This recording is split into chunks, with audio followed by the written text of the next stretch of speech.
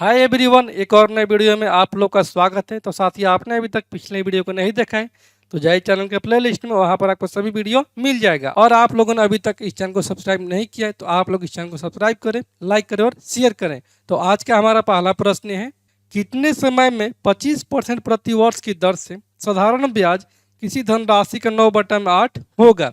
तो यहाँ से दिया कि साधारण ब्याज किसी धनराशि का 9/8 होगा। तो ऐसे मान लेंगे कि यहाँ से धनराशि जो है यानी कि पी वो हमारा है 8।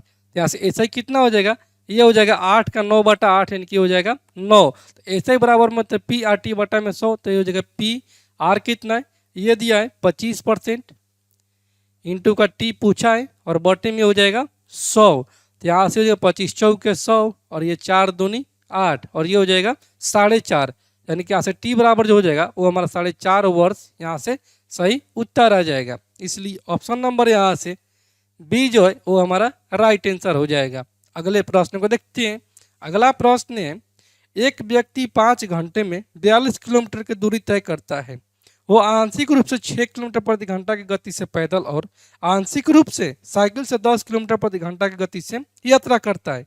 तो पैदल तय की दूरी कितनी है? तो यहाँ से कितना का दूरी तय करना है? 42 किलोमीटर का। तो यहाँ से हो जाएगा, ये दूरी दिया है 42 किलोमीटर और टाइम दिया है 5 घंटा। यहाँ से पर इसका स्पीड निकाल लेंगे तो स्पीड हो जाएगा ये 42/5, तो ये हो जाएगा 8 5 40 और ये 5 के 20। ओवरऑल स्पीड इसका है 8.4। जबकि यहाँ से पैदल कितना है? पैदल यहाँ से स्पीड है इसका वो है 6 किलोमीटर प्रति घंटा और साइकिल से इसका स्पीड है, साइकिल से वो है 10 किलोमीटर प्रति घंटा और ओवरऑल कितना है? ये है 8.4 किलोमीटर प्रति घंटा है। यहाँ से जब हम निकालेंगे स्पीड से तो हमारा टाइम का रेशियो आ जाएगा। तो यहाँ से हो जाएगा 8.4 माइनस का 6 यानी कि 2.4 और ये हो जाएगा 10 में से 8.4 जाएगा तो ये हमारा जाएगा ये 0.6 तो 9 यानी कि 1.6 आ जाएगा। तो ऐसा दशमलव से दशमलव कैंसिल आउट और ये 8 दूनी 16 और ये 8 के 24, यानी कि यहाँ से हमारा टोटल टाइम कितना गया? 2:3। टोटल यहाँ से देखते हैं तो ये हमारा आंसर हो जाएगा समय का रेशियो ये 5 हो जाएगा, जो कि प्रश्न में दिया है 5 घंटा, यानी कि 1 बराबर हो जाएगा 1। तो साथ ही हम लोग जानते हैं कि दूरी बराबर में होता है चाल गुने समय। जैसे दूरी कितना हो जाएगा? पैदल चलने वाला जो है स्पीड वो है 6 किलोमीटर प्रति घंटा है, जबकि इसका टाइम कितना है? ये अनुपात में है 2, तो ये हो जाएगा 2। जैसे दूरी हो जाएगा 6 दूनी 12 किलोमीटर जो है यह पैदल चल कर दूरी को तय करता है। इसलिए ऑप्शन नंबर यहाँ से डी जो है वो हमारा राइट आंसर हो जाएगा। अगले प्रश्न को देखते हैं। अगला प्रश्न है, अजय, बिट्टू और अंकित एक व्यवसाय में 53,000 रुपये निवेश करते हैं। अजय बिट्टू से 5,000 रुपये अधिक निवेश करता है और बिट्टू अंकित से 6,000 रुपये अधिक निवेश करता है। 31,800 रुपये के कुल लाभ में से एक का हिस्सा ज्ञात कीजिए। एक का हिस्सा यानी कि अजय का हिस्सा ज्ञात कीजिए। ठीक है, जैसे 3 ठो व्यक्ति है, अजय, बिट्टू और अंकित है। तो A for Ajay, B for Bittu और ये एन फॉर अंकित हो जाएगा। यहाँ से दिया है कि अजय जो है बिट्टू से 5,000 रुपये अधिक निवेश करता है, यानी कि अजय जो है वह बिट्टू से 5,000 रुपये अधिक निवेश करता है। और फिर आगे, और बिट्टू जो है वह अंकित से 6,000 रुपये अधिक निवेश करता है, यानी कि बिट्टू जो है वह अंकित से 6,000 रुपये अधिक निवेश करता है। जैसे बिट्टू कितना है?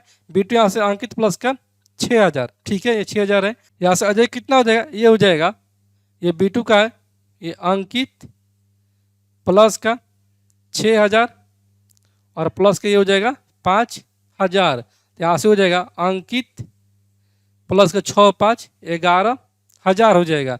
और तीनों का राशि का जो कितना दिया? ये 53,000 रुपये। तो तीनों को जोड़ देंगे तो अजय का कितना है? ये है अंकित प्लस का 11,000, बिट्टू का कितना है? ये है अंकित प्लस का 6,000, यानी कि अंकित प्लस का 6,000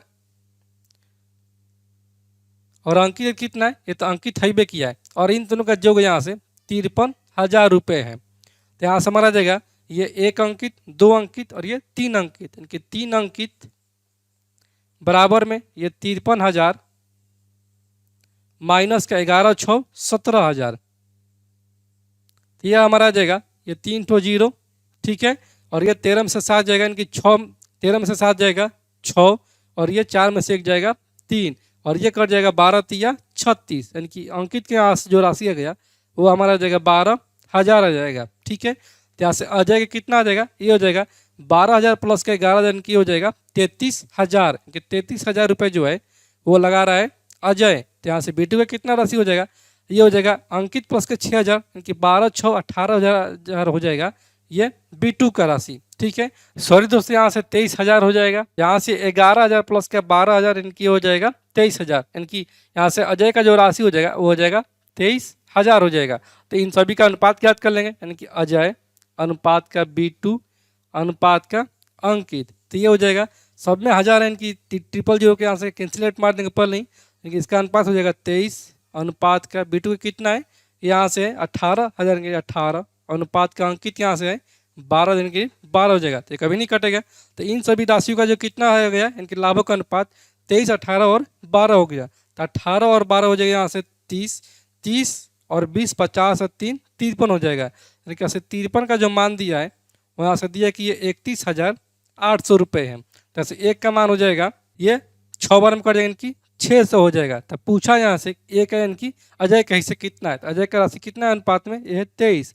ऐसा 23 बराबर हमारा आ जाएगा ये 600 इंटू का 23, यानी कि ये हो जाएगा 00 और 36 18 6 12 और 1 13,800 रुपये जो है वहाँ से अजय का लाभों में से हिस्सा है। इसलिए ऑप्शन नंबर यहाँ से डी जो है वो हमारा राइट आंसर हो जाएगा। अगले प्रश्न को देखते हैं। अगला प्रश्न है, एक व्यापारी एक वस्तु को 2% की हानि पर बेचता है। यदि वह इसे 44 रुपये अधिक में बेचता तो उसे 20% का लाभ होता, तो वस्तु का क्रय मूल्य ज्ञात कीजिए। ठीक है, जैसे मान लेते कि वस्तु का क्रय मूल्य जो है वो है 100 रुपया। ठीक है, तो यहाँ से बोल रहे कि 2% की हानि पर बेचता है, यानी कि इसको बेच रहे कितना पर, ये बेच रहा है 98 रुपये पर। और फिर आगे कि यदि वह इसे 44 रुपये अधिक में बेचता है तो उसे 20% का लाभ होता है, यानी कि 100 से कितना लाभ होता है, 20 अधिक लाभ होता है। तो 100 से हो जाएगा 120 हो जाएगा। तो यहाँ से हमारा से कितना अंतर आ रहा है, ये आ रहा है 98 और 200 100 और 20 120, कि हमारा अनुसार अंतर आ रहा है 22 रुपये का। जो कैसे प्रश्न में दिया है कि यह है 44 रुपये अधिक में बेचते हैं, इनकी 44 रुपया दिया है। तो यहाँ से एक का मान आ जाएगा 2, इनकी 22 दूनी 44 कट जाएगा। तो पूछे इसका क्रय मूल्य कितना है, तो जब एक का माना गया 2 तो 100 माने क्रय मूल्य, तो यहाँ से क्रय मूल्य हो जाएगा 100 इंटू का 2, यानी कि 200 जो है वो इस वस्तु का क्रय मूल्य है। इसलिए ऑप्शन नंबर यहाँ से ए जो है वो हमारा राइट आंसर हो जाएगा। अगला प्रश्न है, एक वस्तु की एक किस्म की कीमत 9 रुपये प्रति किलोग्राम है और दूसरी की कीमत 15 रुपये प्रति किलोग्राम है। वह अनुपात ज्ञात कीजिए जिसमें दो किस्मों को इस प्रकार मिलाया जाए ताकि मिश्रण का मूल्य 11 रुपये प्रति केजी हो जाए। ठीक है, उनकी मिश्रण का मूल्य यहाँ से कितना पूछा है कि 11 रुपये प्रति केजी हो जाए। तो यहाँ से हो जाएगा बीच में, ये हो जाएगा 11 रुपये प्रति केजी, और एक तो है कितना, ये 9 रुपये प्रति केजी, और एक तो है 15 रुपये प्रति केजी। यहाँ से हमारा हो जाएगा 11 में से 9 जाएगा 2, और ये 15 में से 11 जाएगा तो ये हो जाएगा 4, यानी कि इसका अनुपात हो जाएगा 2:1 आ जाएगा। इसलिए ऑप्शन नंबर यहाँ से ए जो है वो हमारा राइट आंसर हो जाएगा। अगले प्रश्न को देखते हैं। अगला प्रश्न है कि 6 वर्ष पहले रमेश, उसकी पत्नी और उनके बच्चे की औसत आयु 38 वर्ष थी, और 8 वर्ष पहले उसकी पत्नी और उनके बच्चों की औसत आयु 32 वर्ष थी। तो रमेश की वर्तमान आयु ज्ञात कीजिए। ठीक है, यहाँ से दिया कि 6 वर्ष पहले रमेश, उसकी पत्नी और उसके बच्चे की औसत आयु 38 वर्ष है। जैसे कितना हो जाएगा वर्तमान में,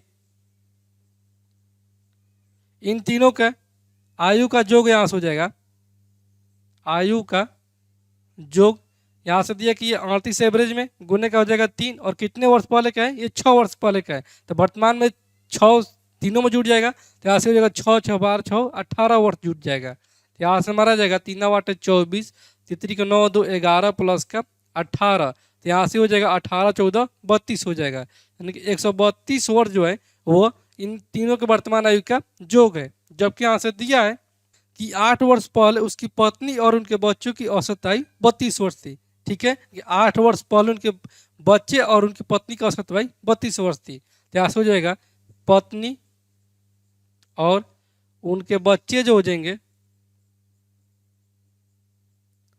इनके आयु का योग हो जाएगा कितना है, ये 8 वर्ष पहले 32 वर्ष थी, इनकी 32 इंटू का ये हो जाएगा 2 और प्लस का हो जाएगा 8 8 16, क्योंकि दोनों में 8 8 वर्ष जुट जाएगा, तो ये हो जाएगा 16 वर्ष। यहाँ से हमारा जाएगा 32 दूनी 64 प्लस का 16, यानी कि हो जाएगा ये 80 वर्ष जो है वो पत्नी और उनके बच्चों की आयु का योग है वर्तमान में। तब पूछा है किसका, पूछा यहाँ से कि रमेश की वर्तमान आयु कितनी होगी। तो यहाँ से तीनों की वर्तमान आयु का योग है 132 वर्ष, जबकि केवल पत्नी और उसके बच्चे के आयु का योग है 80 वर्ष। तो यहाँ से तीनों में से अगर दोनों को घटा देंगे तो हमारा जाएगा रमेश की वर्तमान आयु। तो यहाँ से हो जाएगा रमेश की वर्तमान आयु हो जाएगा 132 और माइनस का हो जाएगा 80, तो 8 4 12 यानी कि 8 5 13 हो जाएगा, तो ये हो जाएगा 52 वर्ष जो है वो रमेश की वर्तमान आयु है। इसलिए ऑप्शन नंबर यहाँ से डी जो है वो हमारा राइट आंसर हो जाएगा। अगले प्रश्न को देखते हैं। अगला प्रश्न है ए और बी एक साथ कार्य को 18 दिनों में कर सकते हैं। ए बी की तुलना में 3 गुना अधिक कुशल है, तो बी अकेले कार्य को कितने दिनों में पूरा करेगा। ठीक है, तो यहाँ से ए और बी जो कर रहे हैं वो 18 दिनों में कार्य को पूरा कर दे रहे हैं। तो यहाँ से ए और बी है, जबकि ए जो है वो क्या बोल रहा है कि यह बी की तुलना में 3 गुना अधिक कुशल है, कि बी की क्षमता जब 1 है, ए का हो जाएगा यहाँ से 3 क्षमता। ठीक है, और ऐसे दोनों मिलकर कार्य को कर रहे हैं ये 18 दिनों में। ठीक है, 18 दिनों में कर रहे हैं, तो यहाँ से टोटल वर्क निकाल देंगे, तो टोटल वर्क कितना हो जाएगा, टोटल वर्क हो जाएगा यहाँ से 18 दिनों में दोनों मिलकर कर रहे हैं, और जबकि दोनों की क्षमता कितना है, ये 3 और 1 4 है, तो टोटल वर्क हो जाएगा ये क्षमता गुने दिन, तो ऐसे 18 72 यूनिट जो हो जाएगा वो टोटल वर्क हो जाएगा। तो पूछा यहाँ से कि बी अकेले इस कार्य कितने दिनों में समाप्त कर देगा। तो बी की क्षमता 1 और टोटल वर्क यहाँ से 72, तो बी का जो समय हो जाएगा वो हो जाएगा 72 दिन, यानी कि 1 बराबर यहाँ से हो जाएगा 72, तो बी को लगा समय हो जाएगा 72 दिन का। ठीक है, इसलिए ऑप्शन नंबर यहाँ से सी जो है वो हमारा राइट आंसर हो जाएगा। अगले प्रश्न को देखते हैं। अगला प्रश्न है वह न्यूनतम संख्या ज्ञात कीजिए जिसे 12 18 24 और 30 से विभाजित करने पर प्रत्येक स्थिति में शेषफल 4 बचता है, लेकिन जब 7 से विभाजित किया जाता है तो कोई शेषफल नहीं बचता। तो ऐसे पूछे कौन न्यूनतम संख्या, यानी कहीं ना कहीं हमको यहाँ से एलसीएम ज्ञात करना होगा जो भी संख्या दिया है। तो यहाँ से संख्या दी है कि 12 18 24 और 30 दिया है। यहाँ से इसका एलसीएम हो जाएगा ये 360 हो जाएगा इसका एलसीएम। ठीक है, यानी कि ऐसे कितना देगा इसका एलसीएम 60 हो जाएगा, जबकि यहाँ से बोला है कि इसका शेषफल जो बच रहा है प्रत्येक स्थिति में 4 शेषफल बच रहे हैं, तो 4 इसमें जोड़ देंगे तो यहाँ से हो जाएगा 360 प्लस का 4 यानी कि 364 जो है वो हमारा संख्या है। जबकि यहाँ से बोला है कि लेकिन जब 7 से विभाजित किया है तो कोई शेषफल नहीं बचता है, तो 7 से यहाँ से विभाजित करेंगे तो कोई शेषफल नहीं बचना चाहिए। तो 7 5 35 1 7 14 की संख्या जो है वो हमारा 364 ही है। इसलिए ऑप्शन नंबर यहाँ से बी जो है वो हमारा राइट आंसर हो जाएगा। अगले प्रश्न को देखते हैं। अगला प्रश्न है समतल जमीन पर एक ऊर्ध्वाधर टावर की छाया की लंबाई 10 मीटर बढ़ जाती है जब सूर्य की ऊंचाई 35 डिग्री से 30 डिग्री तक बदल जाती है, तो टावर की ऊंचाई ज्ञात कीजिए। ठीक है, यहाँ से हमारा एक हो गया टावर, मान लीजिए कि ए भी हमारा एक हो गया टावर। ठीक है, तो ये हो जाएगा हमारा कितना, ए भी एक टावर, जबकि यहाँ से दिया है कि टावर की छाया की लंबाई 10 मीटर बढ़ जाती है जब सूर्य की ऊंचाई 45 डिग्री से 30 डिग्री तक बदल जाता है। यानी कि पहले जो था वो तो यहाँ से 45 डिग्री पर, लेकिन अब जो हो जा रहा है वो 30 डिग्री का हो जा रहा है। ठीक है, तो ये जो है वो 10 मीटर यहाँ से ये बढ़ जा रहा है ये दूरी। तो साथियों हम जानते हैं कि 45 के सामने जो भुजा होता है 1 होता है और नीचे भी होता है 1, जबकि √30 के सामने जो भुजा होता है वो होता है 1 और ये होता है √3। ठीक है, तो यहाँ से अगर हम देखते हैं तो यहाँ से कितना हो जाएगा, यहाँ से है 1 और यहाँ पर √3, तो √3 का मान जो यहाँ से दिया है वो यहाँ से दिया है कि 10 और ये प्लस का 1 अनुपात में। ठीक है, तो यहाँ से हमारा हो जाएगा, मान लेते कि ये x है। ठीक है, तो ये भी हमारा x हो जाएगा, तो यहाँ से हमारा आ जाएगा ये √3x ये हो जाएगा, तो यहाँ से हमारा आ जाएगा ये √3x बराबर में 10 प्लस का x। ठीक है, तो यहाँ से हमारा आ जाएगा 10 बराबर में √3x माइनस का ये x हो जाएगा, यानी कि यहाँ से आ जाएगा x का मान 10 बट्टा में √3 माइनस का 1 बराबर में ये x आ जाएगा। जैसे हर पर में कलर करेंगे तो यहाँ से हमारा जाएगा ये 5 इंटू का √3 प्लस का 1 आ जाएगा, ये x के मान कि यही पूछा ऊंचाई, तो ऊंचाई यहाँ से हो जाएगा 5 √3 प्लस का 1, इसलिए ऑप्शन नंबर यहाँ से सी जो है वो हमारा राइट आंसर हो जाएगा। अगले प्रश्न को देखते हैं। अगला प्रश्न है 78 सेंटीमीटर, 104 सेंटीमीटर और 117 सेंटीमीटर लंबाई के 3 लौह धातु रॉड के समान के लंबाई के भागों में काटा जाना है। प्रत्येक भाग जितना संभव हो उतना लंबा होना चाहिए। ठीक है, इनके मैक्सिमम काटना है। तो काटे जा सकने वाले टुकड़ों की अधिकतम संख्या कितनी है? ठीक है, इनकी काटे जा सकने वाले अधिकतम टुकड़ों की संख्या जो हो जाएगा वो हो जाएगा इन सभी संख्याओं का HCF। तो संख्या कितना दिया है? ये दिया है कि पहला है 78, दूसरा है 104 और तीसरा यहाँ से 117 है। यहाँ से हम इसको लिख सकते हैं ये 13 छक्के 78 और इसको हम लिख सकते हैं 13 8 जलोत्रा से और इसको हम लिख सकते हैं 13 9 17 से। ठीक है, तो यहाँ से हमारा ACF आ जाएगा ये 13 आ जाएगा, ये भी 13, यानी कि यहाँ से ACF आ जाएगा कितना? ये आ जाएगा 13, यानी कि वो अधिकतम लंबाई के कितना है? 13। लेकिन काटे जा सकने वाली संख्या पूछा, तो यहाँ से आवश्यक संख्या जो हो जाएगा, आवश्यक संख्या वो हमारा हो जाएगा। यहाँ पे कितना बच रहा है? ये बच रहा है यहाँ से 6 और ये 8 14, 14 और कितना हो जाएगा? 23। इनकी वो संख्या जो हो जाएगा वो हमारा 23 हो जाएगा। इसलिए ऑप्शन नंबर यहाँ से बी जो है वो हमारा राइट आंसर हो जाएगा। तो साथियों, मैं उम्मीद करता हूँ कि आज का वीडियो क्लास आप लोग को पूरी तरह से समझ में आ गया होगा और आपने अभी तक इस चैनल को सब्सक्राइब नहीं किया है तो आप लोग इस चैनल को सब्सक्राइब करें, लाइक करें और शेयर करें।